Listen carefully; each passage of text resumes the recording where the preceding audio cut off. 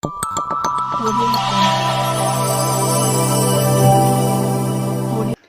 this is Priyam. Welcome to S66 News. చెప్తున్నా వాళ్ళు తీసుకున్న ఈ మంచి కార్యక్రమానికి ఇలా పిలిపించినందుకు, ప్రత్యేక జనాలకు ఒక సేవ చేసే కార్యక్రమాన్ని పెట్టినందుకు వాళ్ళకి మనస్ఫూర్తిగా స్పందిస్తూ, నాకు ఇక్కడున్న బెల్లంపల్లి సోదరులందరూ 1,73,000 మంది మొన్న ఎలక్షన్లో నాకు గెలిపించిన ఆశీర్వాదాన్ని కాపాడుకునే బాధ్యత నా మీద ఉన్నది. మన బెల్లంపల్లిని ఎట్లా ముంగడ తీసుకుపోవాలా అనే కార్యక్రమం తప్ప కాంగ్రెస్ పార్టీ ఇంకా వేరే ఆలోచనలు ఏమి లేవు. మీకు ఈ 10 ఏళ్ల సంది ఉన్న ఏడేసిన గొంగడాడు ఉన్నది, దాని పనిచేయనికి ఒక కార్యక్రమాన్ని ప్రత్యేకంగా పెట్టుకున్నా. నేను గెలిచిన 3 రోజులకే మన బెల్లంపల్లికి హైవే మీద రోడ్ వేయించిన ఘనత మీ అందరికీ తెలిసిన విషయమే. ఇదే కాక మన బెల్లంపల్లి టౌన్ లా మురికి వాగులు ఉన్న మున్సిపాలిటీలలో ఏమేమి ఇష్యూస్ ఉన్నాయో ఈ కోడ్ వచ్చినందుకు నేనేం పనిచేసే కష్టమవుతుంది.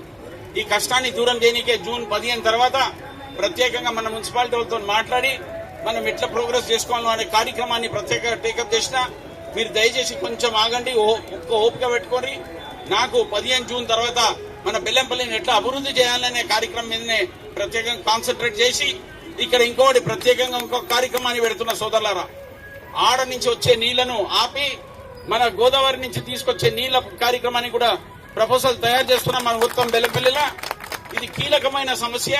ప్రత్యేకంగా దీన్ని మెడికల్ కాలేజ్, ఇంజనీరింగ్ కాలేజ్ల గురించి కూడా ముఖ్యమంత్రి గారితో మాట్లాడినా, జూనియర్ కాలేజ్ గురించి కూడా మాట్లాడినా, గ్రామాలలో ఏ రూపంగా మనం డెవలప్ చేయాలనో దాని గురించి మీ అందరికీ నేను తర్వాత వివరిస్తా.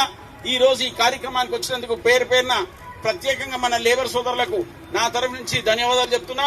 ఇక్కడ వచ్చిన తర్వాత మీరు ఏ సమస్య ఉన్నా 15 జూన్ తర్వాత నా ఆఫీస్కి రండి, క్యాంప్ ఆఫీస్ ఓపెన్ అవుతుంది.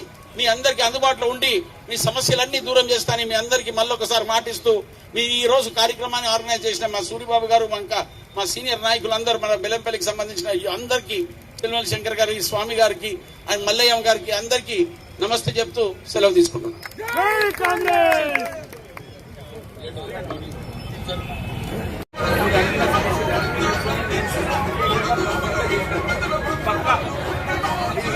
అమ్మకి ఇచ్చేది